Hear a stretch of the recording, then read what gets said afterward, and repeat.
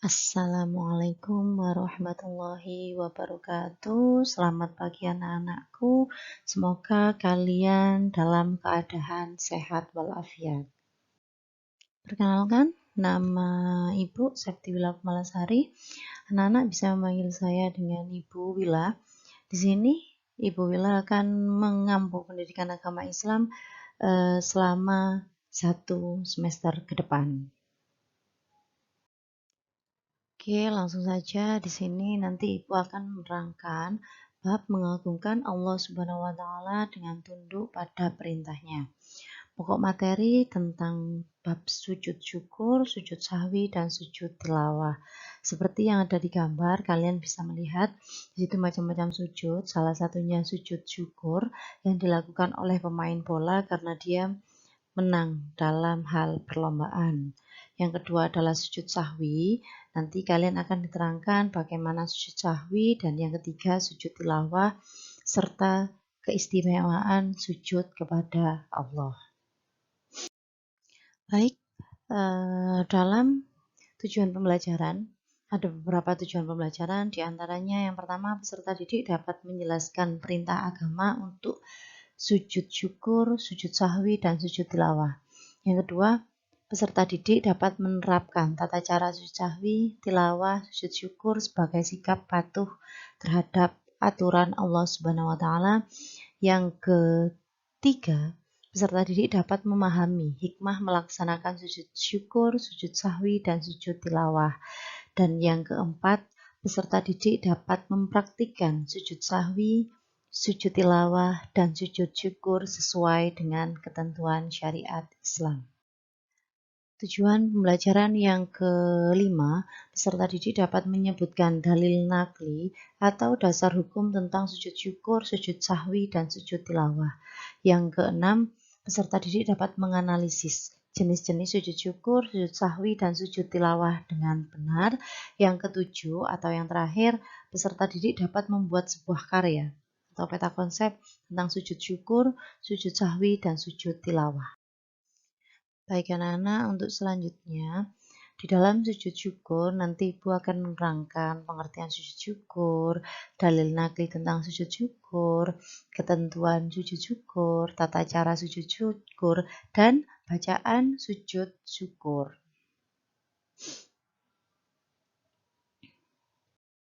Pengertian sujud syukur. Rasa syukur kita dimaknai dengan terima kasih pada Allah dengan mengucapkan kata Alhamdulillah. Tetapi selain itu, rasa syukur kita bisa ditandai dengan melakukan sujud syukur. Apa sih sujud syukur itu? Sujud syukur itu adalah sujud yang dilakukan seseorang ketika memperoleh nikmat dari Allah, terhindar dari mara bahaya, terhindar dari sakit, mendapatkan juara, mendapatkan nikmat yang lebih besar lagi.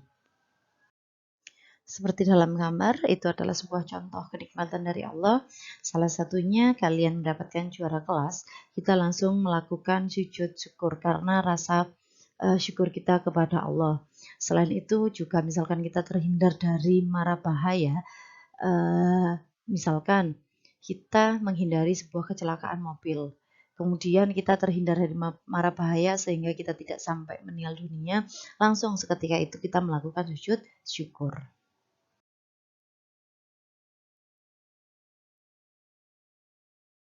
Lah, anak-anak, ternyata sujud syukur itu bukan langsung sujud yang dilakukan seketika itu, enggak. Tapi ada ketentuan dari sujud syukur. Ketentuannya apa? 1, dilakukan di luar sholat. Yang kedua, dilakukan secara sendirian atau munfarid, tidak boleh berjamaah. Yang ketiga, tidak disyaratkan suci dari hadas. Jadi misalkan kita masih ada hadas, kita melakukan sujud syukur masih diperbolehkan. Yang keempat, dilakukan setelah mendapatkan nikmat atau terhindar dari mara bahaya. Misalkan kita mendapatkan nikmat saat itu, langsung kita melakukan sujud syukur. Yang kelima, dilakukan seperti sujud dalam sholat, hanya 1 kali. Ya, satu lagi itu adalah menghadap kiblat ketika melakukan sujud syukur. Nah, anak-anak, ini tata cara sujud syukur. Yang pertama menghadap kiblat, yang kedua niat untuk sujud syukur, yang ketiga takbiratul ihram, yang keempat sujud 1 kali sambil membaca bacaan sujud. Yang kelima duduk, yang keenam kemudian salam. Tuh anak-anak, kalian harus pahami ya tata cara sujud syukur dengan benar. Nah, yang di sini adalah bacaan sujud syukur. Ayo, bagaimana bacaan sujud syukur? Bacaannya Bismillahirrahmanirrahim. Subhanallah walhamdulillah wala ilaha illallah wallahu akbar wala haula wala quwata illa billahil aliyil azim. Yang artinya Maha suci Allah, dengan segala pujian bagi Allah, tiada Tuhan selain Allah, Allah Maha besar. Itu adalah bacaan dari sujud syukur. Baik anak-anak, kita ke sebab yang poin kedua, yaitu sujud sahwi. Nanti di dalam sujud sahwi Ibu juga akan menerangkan pengertian sujud sahwi, dalil nakli atau dasar hukum sujud sahwi, sebab-sebab kita melakukan sujud sahwi, kemudian ketentuan apa saja yang harus dilakukan dalam sujud sahwi. Berikutnya tata cara melakukan sujud sahwi itu seperti apa, dan yang terakhir bacaan dari sujud sahwi. Sujud sahwi, sujud yang dilakukan karena seseorang lupa atau ragu-ragu terhadap jumlah rokaat sholat. Itu adalah sujud sahwi. Baik anak-anak, di sini ada dasar hukum dari sujud sahwi. Jelas sudah kita lihat. Dasar hukum sujud sahwi itu diterangkan oleh hadis riwayat Muslim, yang artinya apabila salah seorang di antara kamu ragu dalam sholatnya, apakah ia telah mengerjakan 3 atau 4 rakaat, maka hendaklah ia menghilangkan keraguannya. Dan sholatnya diteruskan menurut apa yang ia yakini. Kemudian hendaklah ia sujud 2 kali sebelum salam. Jadi sujud sahwi ini boleh dilakukan karena kita merasa ragu terhadap jumlah rakaat kita.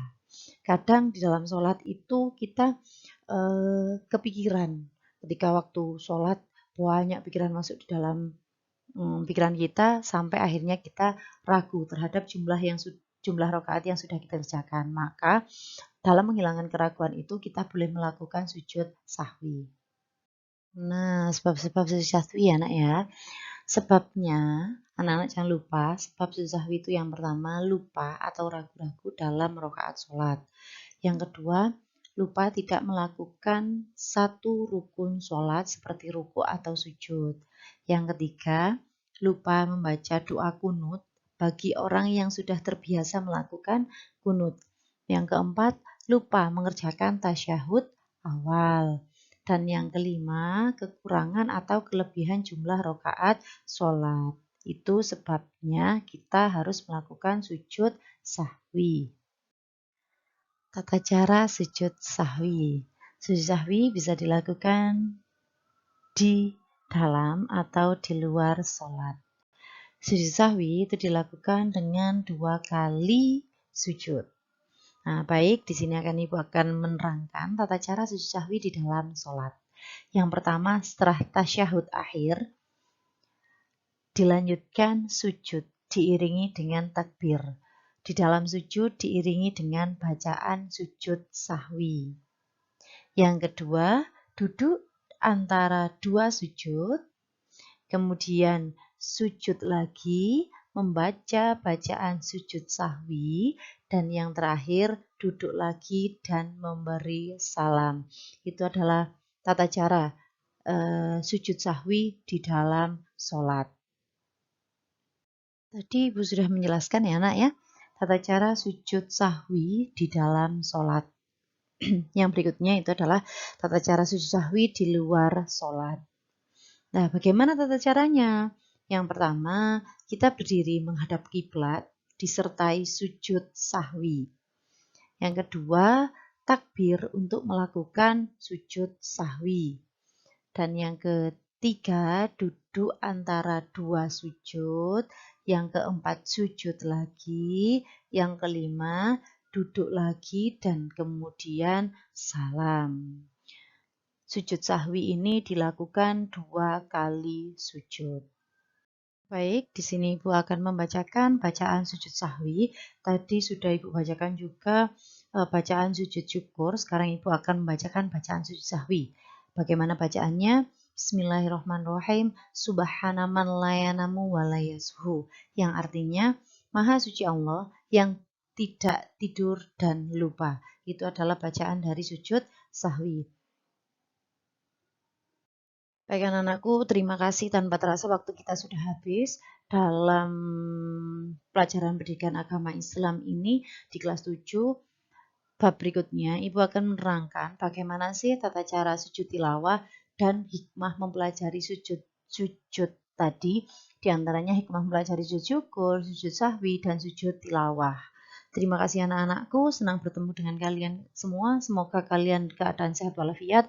Saya akhiri, wassalamualaikum warahmatullahi wabarakatuh.